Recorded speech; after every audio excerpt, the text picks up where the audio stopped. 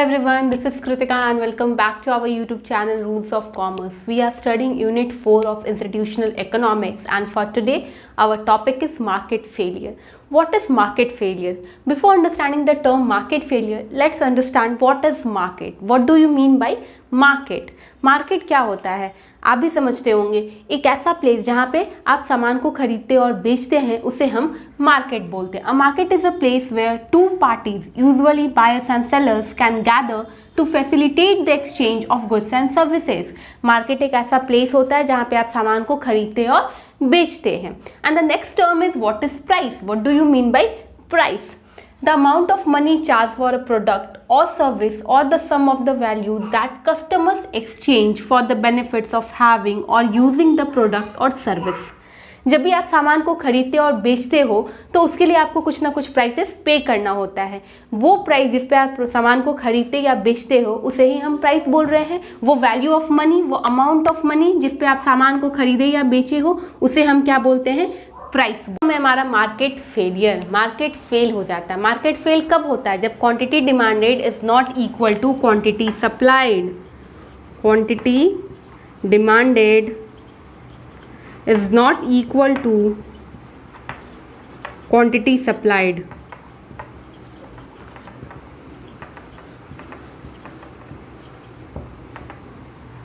अब मार्केट में efficient situation क्या है? मार्केट एक गुड मार्केट क्या होगा? जब आपका क्वांटिटी डिमांडेड जो है वो क्वांटिटी सप्लाइड के इक्वल में होता है. मैंने जब सेमेस्टर 1 में हमने पढ़ा था डिमांड क्या होता है, सप्लाई क्या होता है, आपको याद भी होगा शायद. जब प्राइस 10 है तो आपका डिमांड कितना है? डिमांड आपका 100 है तो सप्लाई भी आपका मानिए 110 है. बट जब प्राइसेस आपका 20, मतलब जब प्राइसेस बढ़ रहा है तो डिमांड घट के 50 हो गया और सप्लाई भी घट के आपका कुछ 60 के आसपास पहुंच गया है. ये होता है एक आइडियल सिचुएशन. जितना डिमांड होता है उसी अकॉर्डिंग आप सप्लाई करते हो. अगर डिमांड ज़्यादा है तो सप्लाई ज़्यादा होगा, डिमांड कम है तो सप्लाई कम होगा. और ये सब कौन डिटरमाइन करता है? प्राइस. प्राइस पे ही ये सब डिपेंड करता है. अगर प्राइसेस ज़्यादा हैं तो मतलब डिमांड भी कम होगी और डिमांड कम होगी तो सप्लाई कम होगी. बट प्राइसेस अगर कम है तो डिमांड ज़्यादा है, डिमांड ज़्यादा है तो सप्लाई भी आप ज़्यादा करोगे. ये होता है एक ideal situation, ideal market condition. अब हम बात कर रहे हैं मार्केट फेलियर की. मार्केट फेल कब हो जाता है? मार्केट फेल तब होता है जब quantity demanded is not equal to quantity supplied. मतलब आपको डिमांड था सिर्फ और सिर्फ 10 यूनिट्स का और मैंने सप्लाई कर दिया है 1000 यूनिट्स. तो ये एक आइडियल सिचुएशन नहीं है. मार्केट फेल हो रहा है या मुझे सामान चाहिए ही नहीं बट मेरे पास 100 यूनिट सामान पहुंच जा रहा है, तब मार्केट फेल होता है. हो सकता है किसी और को सामान चाहिए बट उसके पास सामान पहुंच नहीं पा रहा है, तब भी मार्केट फेल हो जाती है. तो मार्केट फेलियर क्या है? It refers to the inefficient distribution of goods and services in the free market. It occurs when there is a state of disequilibrium in the market due to market distortion. Market में एक disequilibrium का situation है, तब हम बोलते हैं कि market fail हो गया है. आइडियल मार्केट सिचुएशन में क्या होता है? डिमांड और सप्लाई आपस में लिंक्ड होते हैं. डिमांड और सप्लाई आपस में लिंक्ड होते हैं और ये सब कौन डिटरमाइन करता है? प्राइसेस. बट जब मार्केट फेल होती है तब क्या होता है? Quantity demanded is not equal to quantity supply. आपको जितना प्रोडक्ट चाहिए उससे या तो आप ज़्यादा सप्लाई कर रहे हो, ज़्यादा या फिर आप सप्लाई बहुत कम करो या आपके पास सामान पहुंच ही नहीं रहा है. नेक्स्ट टॉपिक है हमारा कॉजेज ऑफ मार्केट फेलियर. उसमें हमारा फर्स्ट पॉइंट है एक्सटर्नैलिटी. ये एक ब्रॉडर टर्म है, आपको पढ़ना है तो इसके लिए एक सेपरेट वीडियो में बनाऊंगी. शॉर्ट में समझ लेते हैं ये क्या होता है. जब ट्रांजैक्शन दो लोग के बीच में हो रहा है, ट्रांजैक्शन दो लोग के बीच में हो रहा है बट इफेक्ट जो है वो किसी तीसरे पे आता है, इफेक्ट जो है किसी थर्ड इंसान पे आ रहा है, तब हम बोलते हैं उसे एक्सटर्नैलिटी. अब एग्जांपल में समझते हैं. एक इंसान स्मोकिंग कर रहा है तो वो स्मोक कर रहा है, पैसे उसने लगाए हैं खरीदने के लिए एक सिगरेट, बट अगर सामने कोई है, उसके पास में कोई है तो वो स्मोक से वो इंसान भी अफेक्टेड हो रहा है. अब एक्सटर्नैलिटी जो है वो भी दो तरीके का होता है, पॉजिटिव और नेगेटिव. अगर आपके पास पॉजिटिव इफेक्ट आ रहा है तो पॉजिटिव और नेगेटिव इफेक्ट आ रहा है तो फिर नेगेटिव. नेक्स्ट पॉइंट है पब्लिक गुड्स। अब पब्लिक गुड्स क्या होते हैं? पब्लिक गुड्स ऐसे गुड्स हैं जिसको आप कितना भी यूज़ कर लो उसके प्राइसेस फ्लक्चुएट नहीं करेंगे, उसके प्राइसेस इंक्रीज नहीं होंगे। दो डिस्टिंक्ट कैरेक्टरिस्टिक्स है, वो है non rival and non excludable. अब नॉन राइवल क्या होता है और नॉन एक्सक्लूडेबल क्या होता है? नॉन एक्सक्लूडेबल होता है it is available to all citizens, मतलब ये सबके लिए अवेलेबल है।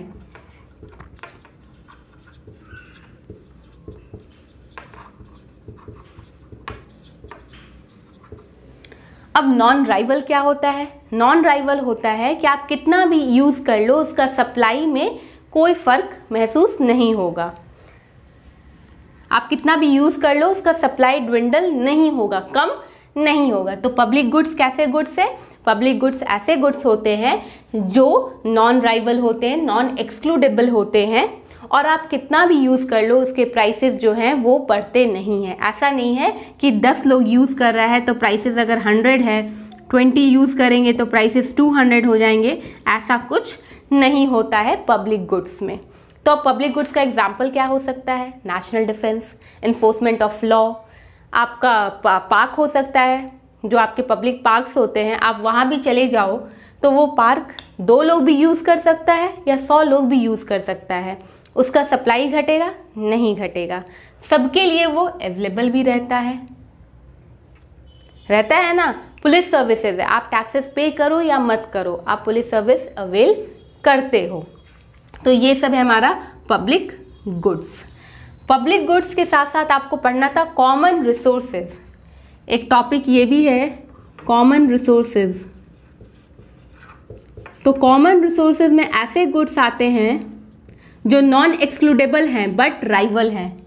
उसकी कैरेक्टरिस्टिक्स क्या होंगे? कॉमन रिसोर्सेज 2 डिस्टिंक्ट कैरेक्टरिस्टिक्स आप बोल सकते हो कि वो नॉन एक्सक्लूडेबल हैं। मैंने नोट्स जब बनाया है तो वहाँ पे आपको नोट्स प्रोवाइड कर दिया है कॉमन रिसोर्सेज का भी।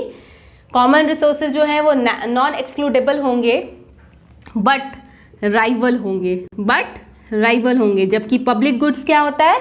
नॉन राइवल होता है। मतलब कॉमन रिसोर्सेज आप जितना यूज़ करोगे वो सबके लिए है, लेकिन आप यूज़ करते जाओगे उसका सप्लाई घटता जाएगा। जैसा आप एग्जांपल में ले सकते हो फिश, ड्रिंकिंग वाटर, टिम्बर। अगर एक ही इंसान, मेरे पास 100 फिश ही है, मानो एक इंसान ही अगर 50 यूज़ कर दिया तो दूसरे वाले के लिए कितना है? अब तो 50 ही बचा है, तो दूसरे वाले के लिए तो 50 क्वांटिटी ही बचा है ना, अब उसको वही यूज़ करना है। अब उसमें से वो 10 यूज़ कर सकता है, तो हो सकता है किसी तीसरे के लिए वो 40 ही बचेगा। तो कॉमन रिसोर्सेज एक ऐसे गुड्स हैं जो नॉन एक्सक्लूडेबल्स होते हैं बट वो राइवल भी होते हैं। गुड्स जो है वो 4 टाइप्स के होते हैं, सिर्फ नाम जान लीजिए। आपको डिटेल में सिर्फ पब्लिक गुड्स और कॉमन रिसोर्सेज पढ़ना है अकॉर्डिंग टू योर सिलेबस। मैंने जितने भी वीडियो अपलोड कर रही हूँ और जितना कुछ भी पढ़ा रही हूँ, मैं आपके सिलेबस से बहुत स्टिक हूँ, तो आई होप आप समझ पाएंगे। पब्लिक गुड और कॉमन रिसोर्सेज, गुड्स जो हैं 4 टाइप्स का होता है, that is public good, common resources, private goods and club goods. Private goods and club goods. अब नेक्स्ट आता है हमारा मार्केट कंट्रोल। मार्केट कंट्रोल जो है वो कैसे कॉज है आपके मार्केट फेलियर का?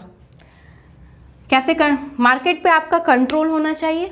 अगर मानो प्राइसेस, क्वांटिटी क्या होता है, सप्लाई क्या होता है, डिमांड क्या होता है, प्राइस क्या होता है, ये सब हमको पता है, हमने सेमेस्टर 1 में पढ़ा था।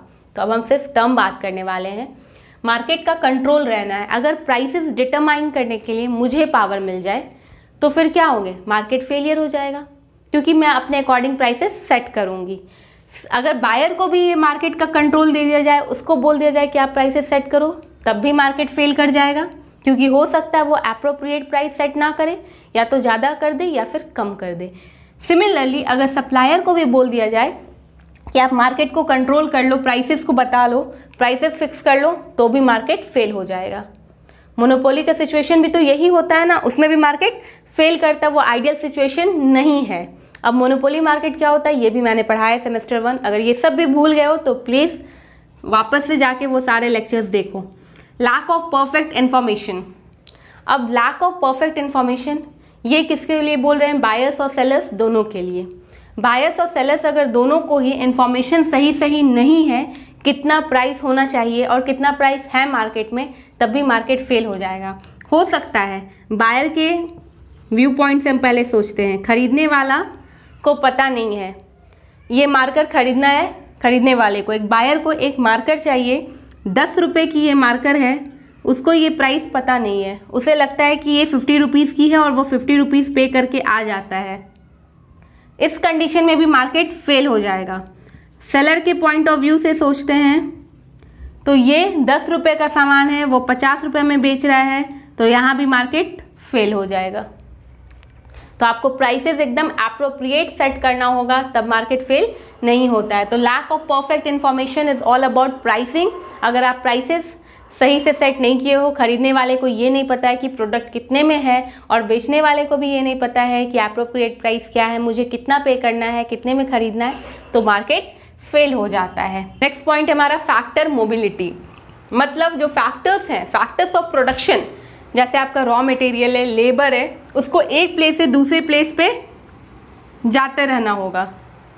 बट अगर ऐसा हुआ कि मोबिलिटी बिल्कुल ही ख़त्म हो गई, रॉ मटेरियल सिटी ए में है और बी तक वो जा ही नहीं सकता है, तो डिमांड तो बी में है, डिमांड बी में है बट ए हमेशा सप्लाई जो है ए में है, तभी मार्केट फेल हो जाएगा। बहुत बार ऐसा देखते हो आप कि लेबर्स जो हैं बहुत सारे हैं, लेबर्स जो हैं विलेज साइड में बहुत सारे हैं, जब वो सिटी आते हैं तभी उनको काम मिलता है और तभी वो काम कर पाते हैं। बट अगर वो ट्रांसपोर्ट हो ही नहीं, अगर वो मोबिलिटी रहे ही नहीं, वो गांव में ही बैठे रहें, तो उन्हें तो पहले जॉब नहीं मिल रहा है, कोई काम नहीं है उनके पास करने के लिए, और सिटी में जिन्हें लेबर्स चाहिए प्रोडक्शन के लिए, फैक्ट्री में लेबर्स चाहिए, तो वहाँ काम रुका हुआ है क्योंकि वहाँ डिमांड है बट सप्लाई नहीं है, और गांव में सप्लाई है तो डिमांड नहीं है, तब भी मार्केट फेल हो जाएगा। Same goes with the raw material. Raw material भी हमें सामान चाहिए, रॉ मटेरियल चाहिए ना एक प्रोडक्ट बनाने के लिए, बट अगर रॉ मटेरियल है ही नहीं, हमें घर बनाना है और सीमेंट है ही नहीं, ब्रिक्स है ही नहीं, तो घर कैसे बनेगा? नहीं बनेगा, क्योंकि एक ही जगह पे सारे रॉ मटेरियल्स अवेलेबल हों ये कोई ज़रूरी नहीं है। रॉ मटेरियल भी ट्रांसपोर्ट होता है, जैसे आप प्रोडक्ट्स भी बनाने के बाद डिफरेंट सिटीज़ में उसको सेल आउट करते हो ना, यहाँ से वहाँ भेजते हो ना। तो ये था हमारा कॉजेज ऑफ मार्केट फेलियर। इस टॉपिक है सोल्यूशन टू मार्केट फेलियर या फिर ways of correcting market failure. अब मार्केट फेलियर हम कैसे रोक सकते हैं, क्या सोल्यूशन करें, क्या उपाय करें कि मार्केट फेलियर ना हो या फिर कम हो। तो फर्स्ट है हमारा यूज़ ऑफ लेजिस्लेशन, मतलब आप लॉ को यूज़ कर सकते हैं। एक सिंपल से एग्जांपल लेते हैं, अगर एक फैक्ट्री है वो अपना वेस्ट डिस्पोज कर रही है वाटर बॉडीज़ में, ठीक है, तो उससे परेशानी तो हो रहा है, आसपास वहाँ पे रिवर के आसपास जितने लोग रह रहे होंगे उनको परेशानी हो रही है। तो ये परेशानी कैसे सॉल्व होगा?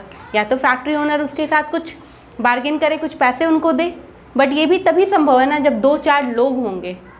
बट अगर ह्यूज नंबर होगा तब हमको गवर्नमेंट को इंटरफेयर करना होगा। गवर्नमेंट एक सर्टेन लॉ बनाएगी कि आपको किस तरह से अपने इंडस्ट्रियल वेस्ट को डिस्पोज करना है।